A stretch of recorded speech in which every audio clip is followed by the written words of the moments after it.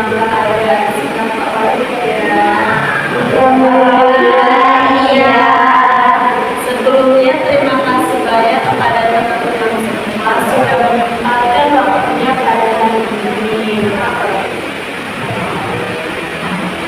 Oke teman-teman, sebelum mulai kegiatan pada hari ini, alangkah baiknya kita membaca doa terlebih dahulu. Apakah dari teman-teman ada yang ingin doa?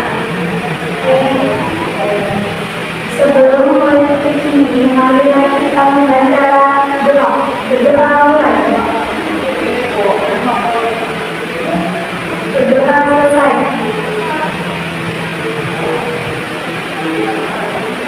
Oke teman-teman semuanya, sebelumnya sudah pada tahu belum? Oke, alangkah baiknya kita berdoa terlebih dahulu ya.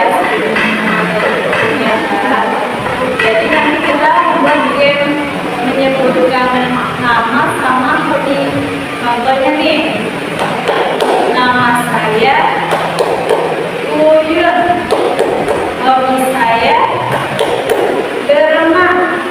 Pak teman-teman paham? Oke, kita mulai dari sebelah kanan ya. Ayo mulai, 1, 2, 3. Nama saya Mila. Hobi saya main game. Nama saya Yulan, hobi saya makan. Nama saya Esti, hobi saya Lila. Nama saya Yuni, hobi saya tidur. Nama saya Jihan. Hobi saya futsal. Nama saya Novi. Hobi saya berenang. Oke, saya mau coba apa teman-teman ini sudah konsentrasi atau belum? Mulai, itu saya siapa? Oke, kamu, kalau ini siapa? Oke, kalau ini siapa? Esti. Oke, teman-teman sudah konsentrasi ya untuk memulai kegiatan hari ini. Oke teman-teman, apa kalian tahu kalian itu proses ini? Kenapa? Oke, jadi kita berbicara ini akan melakukan kelompok. Apa dari teman-teman sudah pernah melakukan kelompok? Belum. Oke, kalau informasinya teman-teman, jadi membuat kelompok ini adalah salah satu kegiatan yang ada di dalam kita, yang dimana kita nantinya akan berdiskusi tentang topik-topik yang sedang tren, yang sedang viral saat ini, dan apa yang nanti ada di dalam diri teman-teman, misalnya potensi, minat, bakat. Nah, tujuan dari kegiatan ini adalah berkembangnya potensi teman-teman semua dan juga menambahkan wawasan dan pengetahuan. Jadi, saya harap kegiatan ini jalan lancar. Saya mau masih dari kalian aktif dalam mengembangkan ide, pendapat, kata-kata ide. Jadi teman-teman jangan malu-malu, jangan ragu-ragu ya. Harapan saya kita sama-sama terbuka apapun yang ada di pikiran teman-teman. Kita diskusikan bersama-sama. Nah, seandainya ada hal yang bersifat rahasia, tolong jaga rahasianya. Sampai di sini saja dan bawa pulang. Oke. Nah, di sini kita ada 2 topik.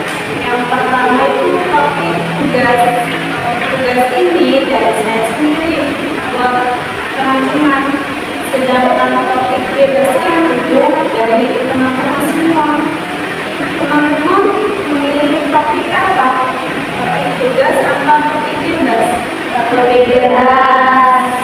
Oke, jadi topik bebas ini teman-teman mengajukan 3 judul. Oke, teman-teman, apakah ada yang mengajukan judul? Tentang kuling. Ada lagi teman-teman? Saya mulai sehat terhadap sesuai SMK. Tentang menentukan. Jadi nanti kita akan calling tinggi topik yang nanti kita itu yang kita pilih topik dari kelas tidak ada. Kalau dari ini tidak ada. Dia oke, jadi topik paling tinggi topik kajian apa yang dia tahu tentang Akhir-akhir ini saya melihat berita yang ramai banget. Ternyata ada seorang siswa SMK yang menjadi korban kekerasan. Kejadiannya sangat miris karena pelakunya bukan kawan asing atau penjahat di jalanan, tapi pacar dalam siswa SMK yang menjadi korban kekerasan. Kejadiannya cukup dibenci karena pelakunya bukan orang asing atau penjahat di jalanan, akan tetapi pacar dari temannya sendiri. Bayangin aja, korban dan pelakunya masih sama-sama remaja, masih sekolah, tapi udah gak berani melakukan kekerasan fisik parah. Kejadiannya tidak ada sorban. Katanya awal mula itu masalahnya sepele, soal HP. Jadi si korban ini kita sebut aja Edwin. Dia pinjam HP-nya ke temannya. Sebut aja P. Nah, entah gimana ceritanya HP itu rusak pas ditinggal. Dia meminta tanggung jawab untuk ya kalian. Tapi si P tidak terima.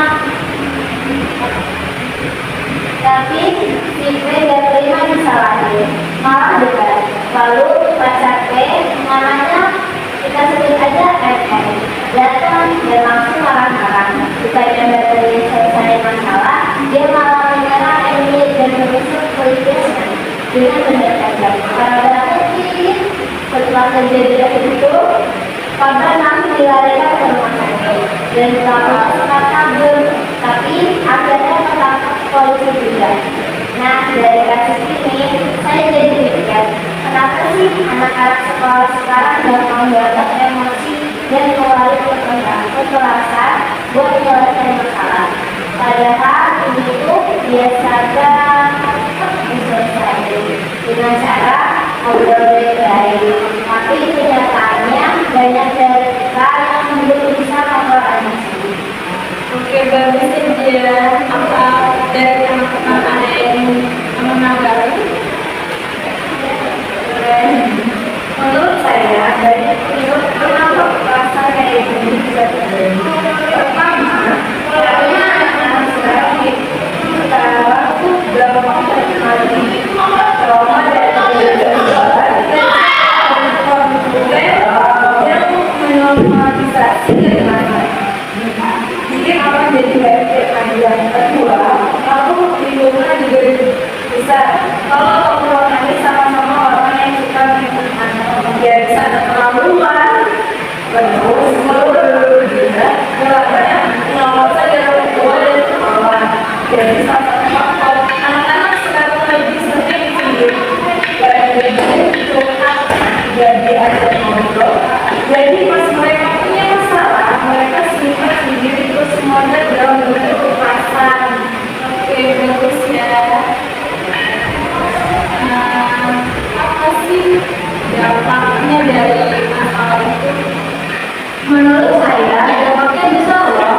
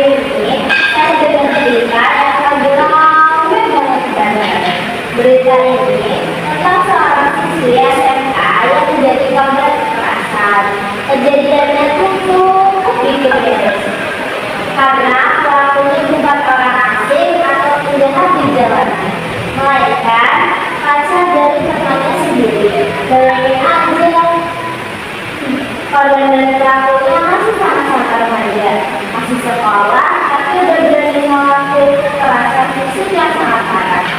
Kejadiannya tuh di daerah Cirebon. Katanya sih awal mulanya itu cuma masalah sepele, soal HP. Jadi si korban ini kita sebut aja Emily. Dia meminjam HP-nya ke temennya. Tapi temennya ini akhir-akhir ini saya mendengar berita yang banget tidak benar tentang seorang siswa SMA yang menjadi korban kekerasan. Kejadiannya cukup digeser karena pelakunya bukan orang asing atau penjahat di jalanan, akan tetapi pacar dari temannya sendiri. Bayangin aja, korban dan pelakunya masih sama-sama aja, masih sekolah, tapi udah gak berani melakukan kekerasan fisik pembahasan. Kejadiannya tidak ada sebab. Katanya awal mula itu masalahnya sepele, soal HP.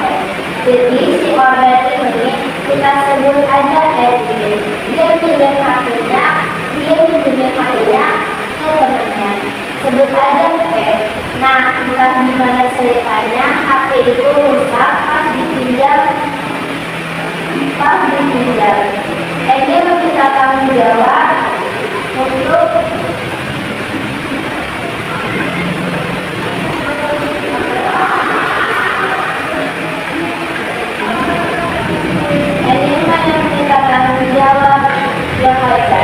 tapi si P tidak terima.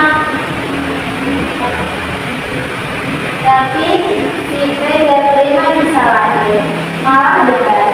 Lalu pacar P, namanya kita sebut aja FM, datang dan langsung marah-marah. Bukannya dari selesai masalah, dia malah menyerang Emily dan menyusul politisnya dengan mendekat. Karena setelah kejadian itu, korban langsung dilarikan ke rumah sakit dan sempat kabur, tapi akhirnya tertangkap polisi juga. Nah, dari kasus ini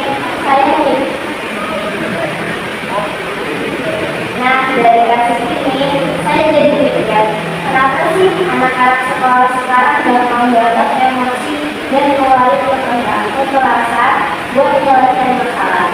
Padahal ini tuh biasanya diselesaikan dengan cara ngobrol baik-baik. Tapi kenyataannya banyak dari kita yang belum bisa mengelola emosi. Oke, bagus ya. Apa dari teman-teman ada yang menanggapi? Menurut saya, banyak kenapa perasaan kayak gini bisa terjadi. Pertama, karena anak-anak sekarang tuh gampang terkena trauma dari yang menormalisasi dari masa. Jadi apa jadi baik yang kedua, aku lingkungan juga bisa. Kalau nanti sama-sama orang yang suka lingkungan, dia bisa keterlaluan, terus melulu juga. Jalannya nggak saja orang tua dan orang. Jadi sama-sama anak-anak sekarang lebih sering sendiri. Gara-gara itu jadi ada ngobrol. Jadi pas mereka punya masalah, mereka sendiri terus model dalam bentuk kekerasan. Oke, bagus ya. Apa sih dampaknya dari masalah itu? Menurut saya, dampaknya bisa loh. Nggak cuma orang fisik, tapi juga keluarga nih. Keluarga bisa trauma, takut keluar rumah, dan takut ketemu orang. Sekolah bisa rusak juga. Orang tua jadi cemas, anak bakalan ngalamin hal yang sama. Bahkan pelaku sendiri bisa nyesel seumur hidup karena satu keputusan buruk yang dia buat waktu lagi emosi. Oke, bagus ya.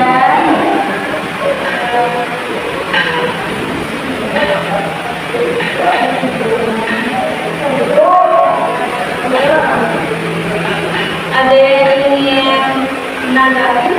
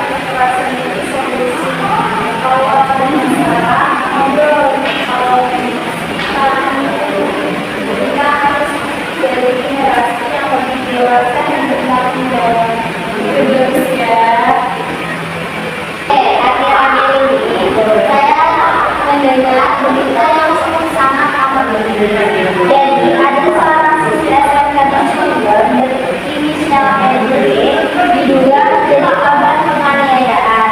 Korban ditusuk di bagian matanya oleh bekas temannya berusia 12 tahun. Di kos-kosan yang berada di Kelurahan Kalimalang bersama penyeberang Kota Cirebon. Peristiwa itu bermula pada saat korban meminta baju pada temannya berusia saat itu dia sedang bersama ADM kekasihnya di kos-kosan. Ketika korban berbicara baik-baik meminta tanggung jawab atas kerusakan handphonenya, justru mendapatkan perlakuan tidak enak dari kekasih temannya itu. Dia dipukul oleh NM di bagian matanya menggunakan batu. Tak cuma itu, kemudian pelaku menusuk mata korban menggunakan pisau yang diambil dari dapur. Bahkan korban juga dipukul menggunakan balok di bagian punggungnya. Jadi awalnya handphone saya itu dipinjam oleh berinisial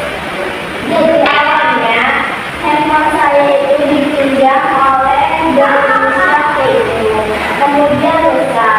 Nah, saya datang ke kos-kosan untuk meminta ganti rugi. Malahan pacarnya itu marah-marah hingga menganiaya saya. Ujar Eni saat ditemui. Di kediamannya itu di desa Karangku, kecamatan Wisudada. Korban mengunjungi kos-kosan itu diantar oleh dua temannya. Saat terjadinya penganiayaan, korban diselamatkan oleh temannya itu dan melarikan ke tetangga kos untuk meminta pertolongan. Kondisi korban itu berlumuran darah di bagian kepala. Dia teriak-teriak meminta tolong. Itu punya teman-teman ada yang menanggapi? Menurut saya, korban harus berani melaporkan kejadian tersebut kepada pihak yang berwenang atau orang yang diurus saya. Saksi juga harus berani menegur pelaku dan membantu korban. Selain itu, penting untuk memberikan dukungan emosional, konseling dan bantuan hukum kepada korban. Bagus. Ada lagi? Ada. Apa sih penyebab dari masalah ini? Menurut saya, banyak penyebab beberapa kekerasan kayak gini bisa terjadi. Pertama, karena anak sekarang itu gampang terpengaruh, terutama dari media sosial. Kita bisa lihat banyak konten yang menormalisasi kekerasan. Jadi pengaruh lingkungan juga besar. Kedua, pengaruh lingkungan juga besar kalau keluarganya sama orang yang suka main teman. Jadi sangat keluar. Terus, menurut aku juga beberapanya pengawasan dari orang tua dan sekolah. Jadi salah satu faktor. Anak banyak penyebab kenapa kekerasan kayak gini bisa terjadi. Pertama, karena anak sekarang itu gampang terpengaruhi ada media sosial. Kita bisa lihat banyak konten yang menormalisasi kekerasan. Bikin orang jadi nggak mikir panjang. Kedua, pengaruh lingkungan juga besar kalau ngobrolnya sama orang-orang yang suka mana. Dari saat keluar, terus menurut aku juga kurangnya pengawasan dari orang tua dan sekolah jadi salah satu faktor. Anak-anak sekarang ini sering sendiri, tidak dibentuk katanya, nggak diajak ngobrol, jadi pas mereka punya masalah, mereka simpan sendiri. Terus semoga dalam bentuk kekerasan. Bagus. Ada yang ingin menanggapi?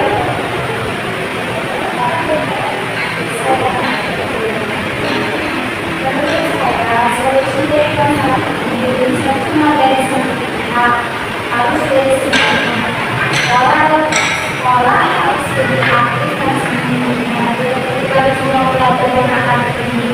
Tapi juga soal cara memperbaiki cara ngomong baik-baik, cara yang sensitif atau perasaan orang tua yang harus peduli sama masyarakat, masyarakat, dan yang paling penting kita sebagai rakyat juga harus belajar dari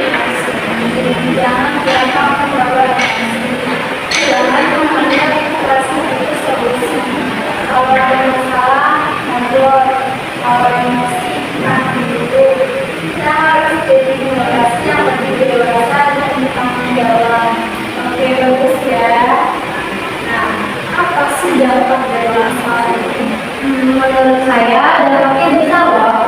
Gak cuma luka fisik, tapi juga luka batin.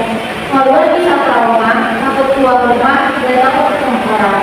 Sekolah bisa rusak karena orang tua jadi cemas, anaknya bakal mengalami hal yang sama. Bahkan pelaku sendiri bisa nyesal seumur hidup karena satu keputusan buruk yang dia buat waktu lagi emosi. Ada lagi?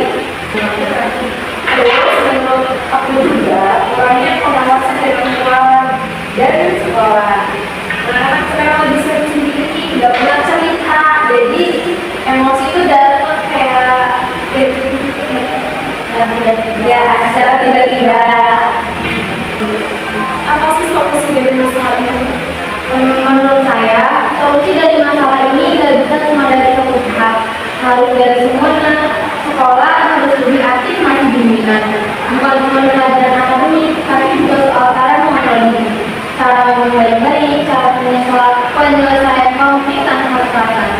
Orang tua juga jangan cuek, harus peduli sama anak-anak. Ya, kalau bisa sih saya ngomong diri buat menjaga emosi, terus lebih dekat sama orang yang bisa dilakukan. Biar bisa cerita-cerita yang kita ada masalah yang bisa kita karena kita udah sendiri. Karena ada masih banyak orang lah yang saya lihat. Jadi kita ada generasi sendiri, jadi saling sharing aja, jangan dimanja. Kalau kita bisa banyak kalau sendiri banyak teman masalah nanti ada dan akhirnya masalah kesehatan pada hari kita. Bagus ya.